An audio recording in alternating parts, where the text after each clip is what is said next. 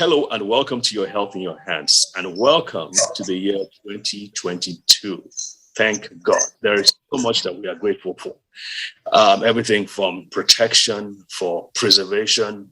COVID-19, as you know, has affected so many people and so many businesses and so many lives in so many different ways. And so we just thank God that we are in a good position to continue to do and to serve in the way that we are serving. I personally am especially grateful for the protection. We have traveled all over the United States for the work that we're doing with the Brain and Body Foundation. And especially we're grateful to you, our viewers, for your patronage, your faithfulness to watch these programs, to give us feedback, and most especially for the award that we won recently. We have been we were nominated, and later on we won the award for the best TV program for the promotion of health. So thank you. We could not have done that without you. So thank you, and thank you again. The need for Nigerians like you and me to understand the basic fundamental principles when it comes to learning how to take control of your health could not be greater. This is not going to be the last pandemic. There are probably going to be worse pandemics. We have to understand how to take control of our health while taking advantage of whatever is available to us by the government, whether it's vaccines or treatments. But you cannot put aside your own personal responsibility for your health. And that's why we do the things that we do. So we know that there are some basic things like you got to have enough sleep, you have to exercise, you have to move, you have to eat good food. You don't want to eat junk food all the time. You also have to be sure that you are taking your medications, especially if you are diabetic and hypertensive. As you well know, most of the deaths have been in people who are overweight, who have diabetes, who have hypertension, or some other kind of comorbidity or chronic disease. Those are the ones that are being killed, of course, aged by COVID-19. And many times it's because they did not have these diseases under control. So it is super important that we understand these things. In my opinion, something that we seem to have overlooked the most, and which is not being emphasized like I should, and I've come to have a lot of respect for the professionals who take care of this particular field. The field I'm talking about is the field of oral health, dental health, specifically the dentists who are taking care of of people within this field. What we are beginning to find out is that the health of your teeth and your gums has a very fundamental, very concrete effect on not just your brain health, but the health of your rest of your body. And it can be the deciding factor as to how well you age and how well you are able to control those other diseases that we're talking about. So this particular presentation will be super, super important.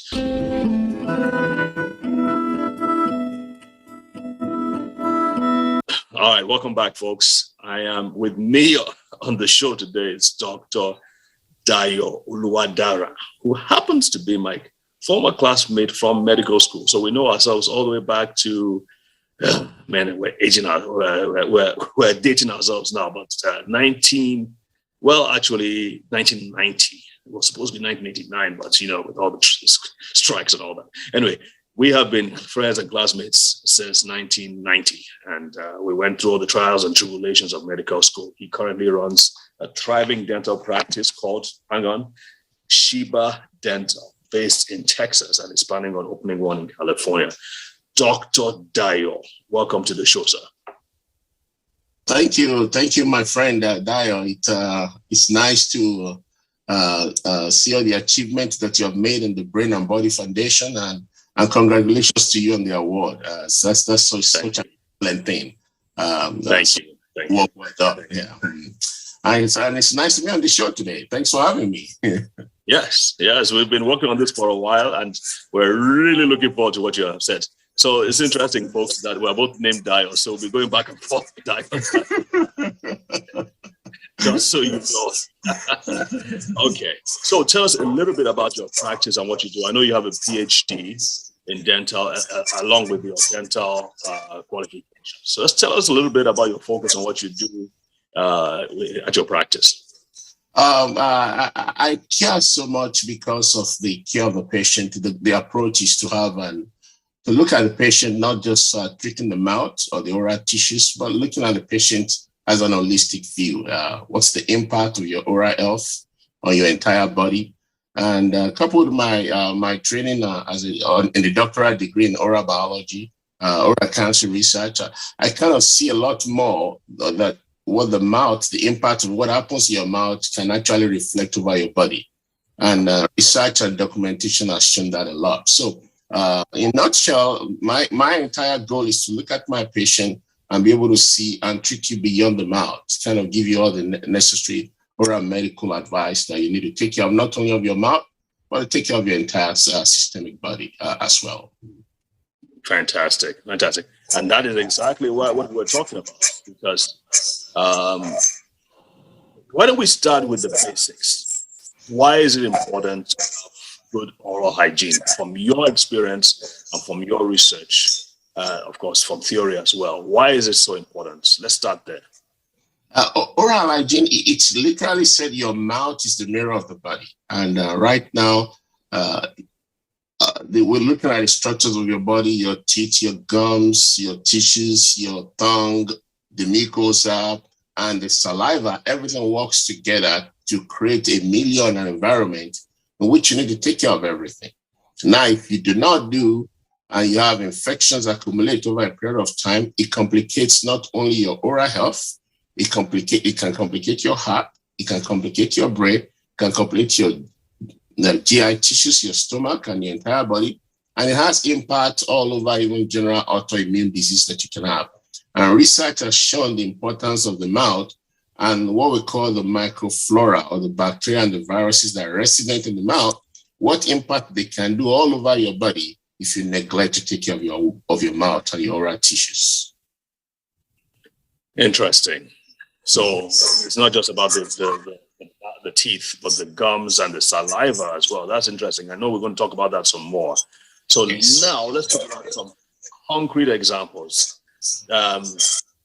Patients, of course, you don't have to identify them, but in your practice, you've seen this person, you warn them, this person, he was not brushing his teeth regularly, or he was not flossing regularly. And you probably were warning him and them and telling them to do this, and then eventually something happens. Do you have such cases like that we can point to and you can say what happens when you do not take care of the teeth? Yeah, no, there's several cases. I will start with what should be the norm, what should be the expected stuff. The American Association kind of advise that every individual should at least brush twice daily and at least 2 minutes per each session of your brushing. So whenever you brush, you at least maintain 2 minutes to be able to take care of the entire mouth, going through all the crevices to the back and everything, and make sure you clean. And at least you can do that twice daily. It also twice daily when you wake up and when you go to bed, or is there a specific generally, it is suggested after breakfast, in the morning, and last thing before you go to bed. But again, we cannot kind of make a fastidious rule because we differ as individuals. The time that we eat, the time that we drink stuff, the entire goal is this. We don't want you to have food and sugar and stuff remaining lot in your mouth when you're going to bed. Your mouth should be free of all those food debris that bacteria and viruses can act upon over the night or over several hours, and can cause a lot of acidic changes in your mouth, or that can destroy your teeth or your gums. So essentially, the essence of brushing is to break away all those microbacteria and the impact in which toxins that they produce can impact you and impact your oral health. So that's the standard. The second standard. Wait, hang on a minute. So causing acidity in the teeth and the gums, why is that important? Why is that a problem? Because whenever you have too much acidic environment, it destroys your gums and it makes you to have tendencies to have cavities on your teeth. So you have a lot of decalcifications that goes on due to the acid, and from there you begin to have holes on your teeth, and you begin to have gum irritations, accumulation of other bacteria and viruses to grow, and then you begin to have gum problems, gum bleeding that leaves literally from the gum alone and goes to the entire supporting tissues, what we call the periodontium, and you have what we call periodontitis. That in itself is the key problem that causes a lot of all other problems within the body. It can affect you, either you have instances of diabetes, or in many other systemic problems, as we will take along as we discuss. Diabetes. You're saying me that gum disease results in diabetes? Yes, it could complicate the risk factors for you, and you have your tendencies to become diabetic. Not only that, it could have a lot of microflora within the gums itself, can cause more cardiac problems for you. Tendencies for cardiovascular problems. You have a lot of plaque being formed as a result of some of the toxins and bacteria that lives and dwell within the mouth. So in other words, if you allow a lot of bacteria and viruses to dwell within your mouth, that microflora can cause a lot of stuff. One in itself, they can get into your blood. So you have some kind of low-grade bacteremia, which you have a lot of seeders of bacteria within your blood that can flow all over your body and affect the organs. Not only that, they produce toxins. So if they don't go directly into your blood, their toxins can go into your blood. And that toxins can affect every aspect of your body. Finally, whenever toxins gets into your body reacts to it. So those inflammatory response from the body itself can also cause destructions to your body. So the mouth is very essential. But are you saying that simply by brushing your teeth twice a day, you can avoid all this? Yes, you can reduce a lot of those problems, because what essentially the brushing does is to dislodge away how those microbacter form and aggregates. So brushing itself kind of helps dislodge them and clean them up. And that's very important. And when you do brush, you want to use another standard by the American Dental Association is that you have a good toothbrush. One that have a soft tissue brushing techniques on it, and that you can last you for about 3 to 4 months. Now, if most of the bristles are gone, you need to change out those brush even before 3 or 4 months. So you cannot. But Dio, don't forget now. I mean, our teeth are strong. We can't be using soft toothbrushes now. You know that too now. Soft toothbrushes are for white people's teeth. You know that. Of course, you can always step up to a middle grade toothpaste depending on you as an individual. But you need to make sure you use something that can dislodge bacterial flora whenever you brush. That won't be cutting or hurting your gums, or that won't be destroying your teeth. Because when you use very aggressive toothpaste, you can again cause destruction of your teeth while you're taking care of it. So there has to be a balance thereof. But the most important thing is you must be able to use a good toothbrush. You cannot have a toothbrush that you use for 1 year, 2 or 3 years, and you don't change it. Very important. Sorry, just very important. At this point, we have to take a quick break, a quick commercial break, folks. Doc, hold that thoughts. Don't go away. And if you haven't called your friends, make sure you call them, because this is very important information. See you soon. All right, folks, welcome back. I am here on the show, or on the show with me is Dr. Dio Oluwadara, who is a dental surgeon based in the USA, and he is giving us some really important points about how to take care of our teeth and how that can affect the rest of our body. So, Dr. D, back to you. We're going to talk about the importance of keeping the toothbrush itself clean and putting it in a good environment. Go. Okay, so as we were talking about, the other important thing is where you keep the toothbrush.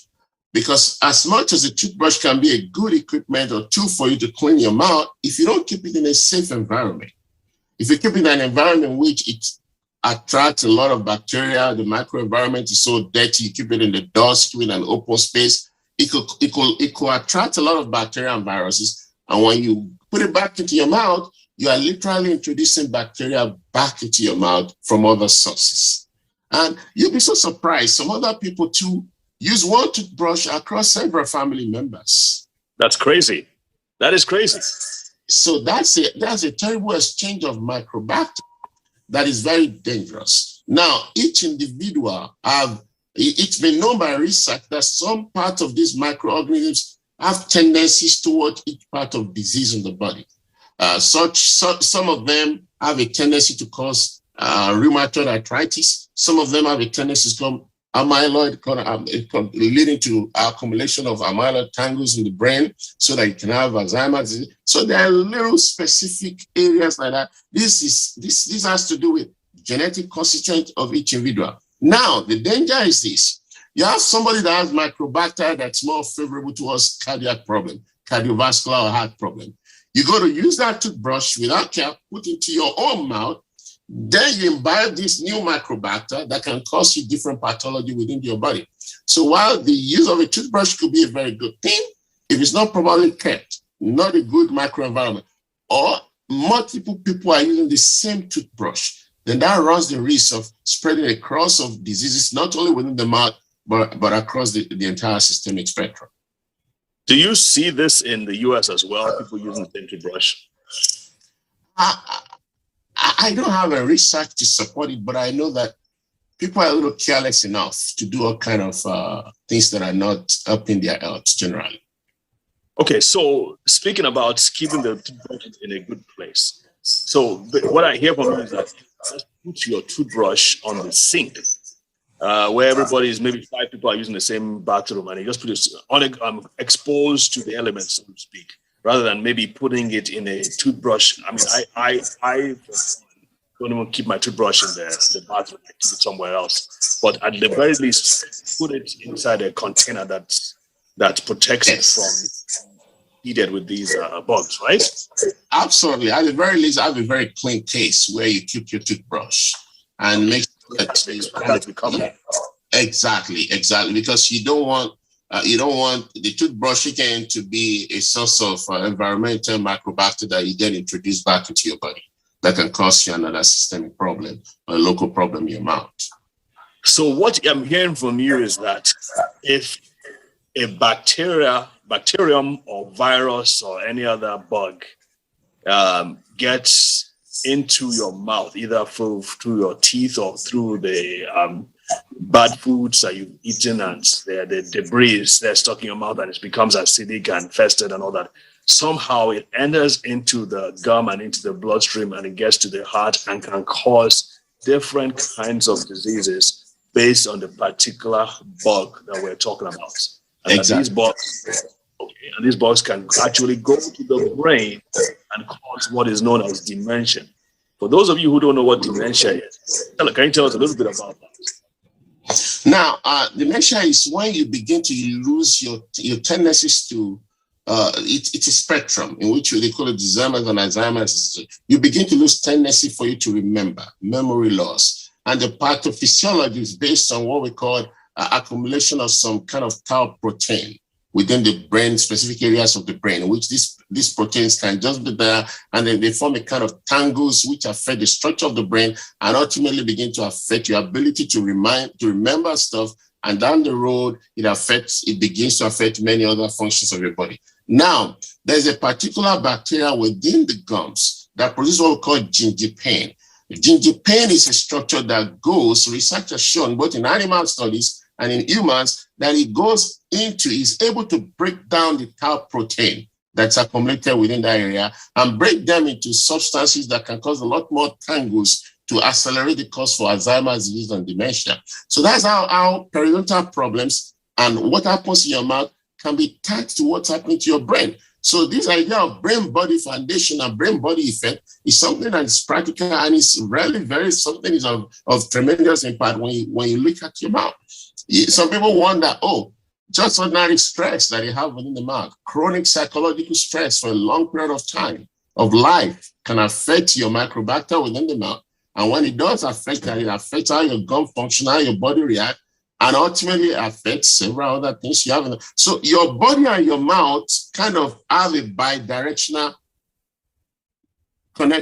contribution to each other. Just like we mentioned, type 2 diabetes. A lot of hyperglycemia from type 2 diabetes can cause your periodontal problems and gum problems to escalate. So while diabetes is happening within your body, it can cause you a lot more periodontal gum problems within your mouth. If you take a tooth out, you may not heal so quickly.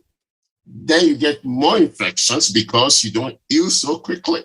And you have to be on antibiotics. And so all of this stuff kind of work together so that this basic care of the mouth, of the oral tissues, plays a vital role on the entire body altogether. We have a few more minutes now. I don't want us to end this segment or this session without talking about the other things that dentists in the US emphasize. Like they talk about, you have to come 6 months. Every 6 months you have to come for cleaning, and you have to scrub your floss your teeth. And in fact, some say you have to use the pickaxe or whatever, the pick floss, the high pressure water thing that they use. but they say floss is not good again. You have to use this. And I hear that. And it's like, wait, we have to do all this? So let's address that quickly. Now, evidence has shown that flossing does work. Evidence-based dentistry has given us lots of accumulated data that flossing does work. One, now, the literal aspect of flossing is just use the little stripe or string that you go it once a day. Just once a day is just enough. That's what's recommended by the American Dental Association. Once a day is okay. You go in between each teeth. What it does is manually takes away debris that are stuck between the gums and the teeth. It dislodges microbacteria. It dislodges bacteria. It gives you accessibility to be able to brush them all away. And it prevents things lodging within your gums in between your teeth. Essentially, it allows for more cleaning tendencies. Now, there's a little more technology other than having the little floss stripe that you run into your mouth. There's now what we call water floss, in which people can just use water going all through it. Evidence has shown all of them works, but now it depends on your choice and what you can afford, because pricing all differs in terms of but basic old type flossing tendencies and type are still very cheap out there. It's something that should be encouraged. In addition to twice brushing a day, flossing once a day is highly recommended just to keep microbacteria away. The microbacteria look so small, but they could cause a lot of pathology for the individual, particularly depending on your immune status. Fantastic. And then 6 months? 6 months? Yes. It's a good culture that most people in the United States keep. I would say most in relative to the Nigerian environment. But in terms of even the statistics in the United States, still many people still need to go to see dentists more. But with relative to Nigeria, a lot more people go to see dentists in the United States than in Nigeria. They keep their 6-month appointment. They go for that recall. And what do you do in a recall? The recall is for them to kind of do a checkup on you. You might need 1 or 2 X-rays. They check upon your gums, check upon your tissues, check upon the soft tissues, check upon the hard tissues, the teeth, and make sure they get good. They also correlate what's happening in your mouth with your entire systemic body. When you go to a very standard dentist in the United States, you're going to take your medical history, run everything going in your medical situation, either in your heart, in your body, your blood pressure, renal problem, systemic problem, hormonal problem. They balance everything based on what they're seeing in your mouth. And they evaluate you based on that every 6 months, and they make appropriate recommendations. Basic recommendations will just be cleaning. Most of them are covered by insurance. Most of those 6 months cleanings are covered by the insurance, particularly when it's just basic cleaning. There are occasions in which people need what we call a deeper cleaning, what we call scaling and polishing. That's also covered by insurance to some extent, but it's a good culture most people in the United States have adopted, and it does help. Because when you come in a 6-month period, we can know what's going on in the soft tissues. They can take care of the gums, get all the tatters, the plaque, and the calculus out of them, evaluate with X-rays when there's a need to get something done, and check in your mouth even if there are any features that can cause any tendencies for cancer or anything down the road that can cause a big problem. So it's a 6-month recall that is done mostly by most people in the United States compared to Nigeria. Is something that we should adopt in the Nigerian communities. There's several dentists out there in Nigeria that are great, and I hope we Nigerians can take care of that opportunity. Fantastic. Well said. So there's so much more we have to unpack, but at this, we've run out of time. So I'm going to say, just do a quick recap, folks. The bottom line here is that you've got to take the health of your teeth, your oral health, more importantly than you are. I would say that's true for 90% of people. So please, first and foremost, brush your teeth regularly. I'm assuming general toothpastes are good. Is there any particular kind that we should avoid, Doc? Any toothpaste that is endorsed by the American Dental Association and by the Nigerian Dental Association is acceptable. These are highly professional body that make decisions based on science. So anything endorsed by the American Dental Association or the Nigerian Dental Association is acceptable by the population. I think it's something that people should go to the market and pick up. Okay, folks, you've heard that. Brush your teeth twice a day, folks. Because if you're only going to brush your teeth once, then you brush it at night. Yes, Bros? Yes, Doc? Absolutely advisable, because that's when we all sleep and things accumulate in the mouth. Brush at night, floss, and go for a recall every 6 months. They look basic, but they prevent a lot of problems. Absolutely. All right, so we have to wrap it up right now. Thank you, Dio, for being on us, for educating us today. We will look forward to hearing from you again next week, by the grace of God. And thank you again. Thank you so much. Thank you for the Brain and Body Foundation, and have a wonderful 2022, everybody. Let's make oral health a very key, important part of 2022. Have a wonderful one. God bless you. Absolutely. Folks, see you next week. Remember, you can always watch these videos on the NTA website, the NTA YouTube website, and on our website as well, Brain and Body Foundation. In the meantime, take care. Stay safe, stay strong. God bless. Bye-bye.